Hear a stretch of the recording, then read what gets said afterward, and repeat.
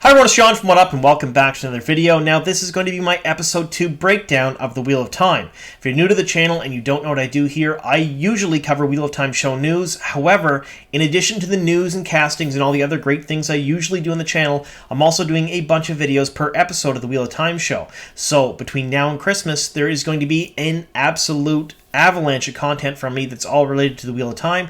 So make sure you subscribe to the channel and click the notification bell so you don't miss anything. Now, I've had a bunch of people comment on my episode 2 review video that day I changed my background. And yes, I've changed my background a little bit. That's because we're getting closer to the holiday season and we spent some of the weekend decorating. So the books have gone away until sometime after Christmas. Until then, you have Santa's Village behind me here. And we even have up here, top of Mount Crumpet, the Grinch. He's kind of watching over me as I do these videos. And that's going to be what you're going to see for the next month or two. All right. So what are we going to expect from this breakdown video? Well, essentially, in the breakdown video, I'm going to go through the entire episode. We're going to talk about little scenes of it. We're talking about some of the changes from the book and the source material. We're going to talk about how they fit together, and I'll give you my 2 cents on a couple of them as we go through it. If you're looking for specific Easter eggs, that's little tiny nods to the fans, I'm not going to go through them in this video. That is for my Easter egg video, so you're going to have to watch that as well. Or if you don't care about the breakdown, you want to watch Easter egg 1 instead, that's going to be here shortly as well. Alright, so before we get into the video, spoiler warning. In this video, we're talking about a breakdown of Episode 2, Sony and Amazon's Wheel of Time series. So if you haven't seen the episode yet, be forewarned, I'm going to ruin basically the entire episode. So that's Episode 1 and 2 of the Wheel of Time. We're going to talk about elements from both. And to be safe, let's say I'm going to ruin probably most of what's happening in the Eye of the World. That's the first book of the Wheel of Time series, just in case I happen to say anything up to and including the last chapter of that book. Alright. Let's get on to the video. Okay, so the cold open of the second episode is basically introducing us to the Whitecloaks. We haven't seen them before in the series, and this is the absolute brutal scene that we get introduced to right away. Now, we haven't seen this in the books. Not really. I mean, we heard the Whitecloaks talk about capturing Aes Sedai. We heard them talk about what they do to the Tarvalon witches, as they call them, but we never really get to witness a lot of it till much later in the book series, and even then, it's not in graphic detail. This paints the Questioners as absolutely inhuman from the very beginning of the show. It also gets to show us that they've leveled them up quite a bit. So in the book series, yes, they were a threat, yes, they were a force, but no one ever really felt that. No one ever really felt threatened when they were on there. They were usually kind of a side character or side plot. So when they were on the screen, no one felt threatened by them. The Aes Sedai were far too powerful compared to them. Even regular travelers, warders, they were all really, really, really above them in skill and whatnot. And it wasn't until much later in the book series that they began to become more of a serious threat to people. This is painting them as a threat absolutely immediately. So this is the first change in this episode from the book series. You're seeing the Whitecloaks as being absolutely horrifying right away, and you get to see the fact that they've captured an Aes Sedai, a Yellow Sister. I've joked before, it's Chesmal Emery, basically because Rafe Judkins and Sarah Nakamura joked about it on Twitter. We don't know who she is. She's a nameless Yellow Sister, but her hands are chopped off. Brutal. Absolutely brutal. And a lot of people have asked why that's so. I think it's because a lot of the channeling in the books was due to movements. They learned movements with their channeling, so they had to use their fingers and their hands to do a lot of the weaves they could. If they didn't have the use of them, well, they probably can't use the one power. It's not until much later in the series when you see the wise ones, the Wavefinders, the Windfinders. They're the ones that can use weaves without flailing about. So I think that's part of the reason why they're leveled up so much in the books, is because they're making use of that fact for the show. Alright, so from there we go through and we meet the Emond's Field 5, Moiraine and Lan, on the road. They're running from Emond's Field, they're running from that giant army of Shadow Spawn that came after them, and they get to Terran Ferry. This is a little bit of a change from the books, because as they get on the ferry and they start crossing, this giant army of Trollocs and a Fade show up on the other side right there.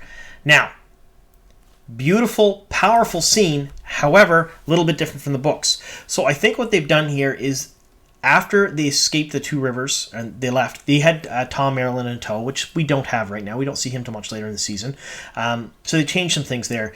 But they cut out a lot of the running, and there's a couple of different things that I think that maybe we'll see later on. So during that run, we see Rand use the one power for the very first time. I told you I'd spoil things up to the end of the series. Yes, he can use the one power, and yes, he's a dragon. We'll spoil that for you too. But essentially, he makes sure Bella, Egwene's steed, doesn't get tired while they're on the run. So all that's sort of cut out here, and during this scene here, what they do is Moiraine ends up sinking the ferry, and the ferryman runs out after it, and he kind of drowns and dies. And that puts a wedge of trust between the three boys, especially Rand and Moiraine, initially. That doesn't happen in the book series, so Master Hightower doesn't die. He kind of runs off, and the Trollocs and stuff don't show up like this, at least that we know of. Moiraine basically clouds everything in mist and fog, and then they escape, and they can go hang out later on and rest and, carry on that way. However, one of the other big major changes here is there's no Drehakar. Drehakar is another type of shadow spawn, a flying one. I think that's very smart because, let's face it, right now they're building up the Trollocs and the Fade as the big bads. If they introduce a third type of shadow spawn this early, this quick, it's just something else they're going to have to explain and talk about rather than using things they've already set up from the first episode. All right, so what we have now is we have a couple of different scenes in the episode that I really like. Now, these are, again, quite a bit different from the book, mainly because at this point, some of the things that are being set up in the show are kind of veering off from the book series themselves. But I really like and enjoy what they're doing here. So what they're doing is they're stopping along the road a couple of different times. We find out that they don't trust Moiraine, especially Rand. We find out that a bunch of different things. We find out about the Dragon Reborn. We find out about why perhaps the Dark One is looking for them, and Moiraine is trying to protect them from them. But basically, what we do get to see is a lot of the characters interacting with one another. We get to see tension between Egwene and Rand. We get to see Matt, Barney Harris, really come into his own. A lot of one-liners, a lot of quips. He steals every scene he's in, as far as I'm concerned. Now, little bit changes from the book series because essentially we're not going to Barillon, so we don't get to see that city. That does not happen. We're setting up basically traveling along the road right now with an injured Moiraine. Again, she's not injured in the book series. However, there are some things that are kind of the same, and all the characters are the same. We're looking at the way they act. Some of the lines they give are the same, and we do end up getting that story of Manetheren, although that did happen back in the Two Rivers. Now it's happening on the road, and I think this works much better than perhaps Moiraine trying to drum up some, support from the villagers that really doesn't matter much later. This way, she's explaining it to the Emond's Fielders. I like that scene, especially when they were singing the song and then she told the story afterwards. I loved how that worked. Yes, a departure from the series, but I thought it worked very, very well. This particular scene I want to talk about just briefly because it is almost essentially the same as it is in the books. It's in a different place, in a different way, but Egwene is learning that she can use the one power. Moiraine is teaching her as they're on the road, and I thought it was a really powerful scene, and I love the fact that they kept this in, and they kept a lot of the dialogue almost word for word. I thought it was really beautiful to see. This here, another really powerful scene. Again, we haven't seen Barillon, and we're missing a lot of the different stuff on the road, so they've included this. I think this is going to take the place of the rat dream that they had when all the rats' backs are broken later on. This is where Yosha basically coughs up a bat, and he freaks out a little bit, and then lo and behold, the Dark One, or who they believe to be the Dark One, shows up in the background in the mist with those, glowing red eyes. I'm going to pause it right here so we get a good look at him. And that's how they're setting it up. So, again, there's a few dreams in the books throughout the first book, quite a bit, and they're all usually told by Rand's perspective, although here what we're seeing that all three boys are having the same dream. They're all talking about it openly with Moiraine rather than hiding it, so a little bit changes from the book series. However, I do like this because they are setting up this gentleman right here, and we all know him to be a Shamael, not really the Dark One, but they're setting him up to be the main bad guy of the first season because they all think that he's the Dark One and they're all really scared. It's giving them reason to believe Moiraine, even though Yosha, Randall Thor, essentially blames her for this right away. I like it. Again, a little bit of a departure from the series. That's basically what this breakdown video is going to talk about. We're going to talk about different scenes within it. We're all talking about the difference between the book series, but I think this works really well. Alright, so this one here, I like some things about the scene, and I don't like some things about the scene. This is where they meet the Whitecloaks along the road. This is taking place in the fact that they met them in Barillon when Moiraine basically grew really tall and stepped over the wall of the city. I think that's what they're doing here. Now, we get to see a couple of different things here, which I really like. We get to see Iman Valda. Basically, we get to see the Questioners set up as absolutely horrifying. We see him in the cold open of the show, where he burned an Aes Sedai alive. We know he hates them with a passion. We know that he thinks they're dark friends. We know all that just from seeing that one scene. But we also get to see here, this is Geoffrey Bornhold. He's one of the Lord Captain Commanders. He's one of the Council of the Anointed. He is basically one of the few that are right below the Lord Captain Commander, Pedro Nile, in charge of all of the Whitecloaks.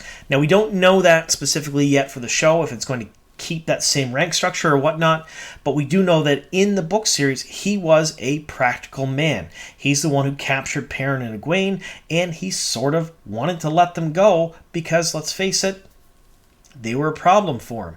And here, you also see that he's a practical man. He met these people on the road. He wasn't instantly suspicious of them.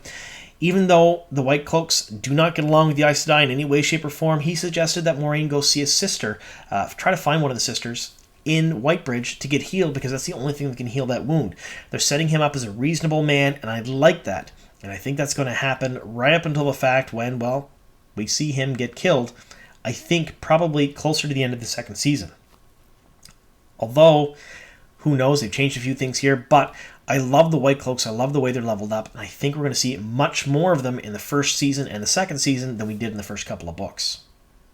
Now we see Perrin meet the wolves. This is not how it happened in the book series. Instead, it was after they split up after Shadar Logoth that him and Egwene basically met a man called Elias, and he led them to the Tinkers, and then from there, they kind of met the wolves, and he realized he could talk to wolves at that point.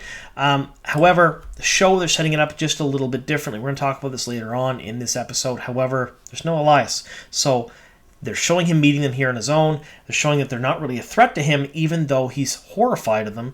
But he doesn't look like he's as scared as maybe he should be. So maybe he's sort of understanding that there is some kind of a connection there.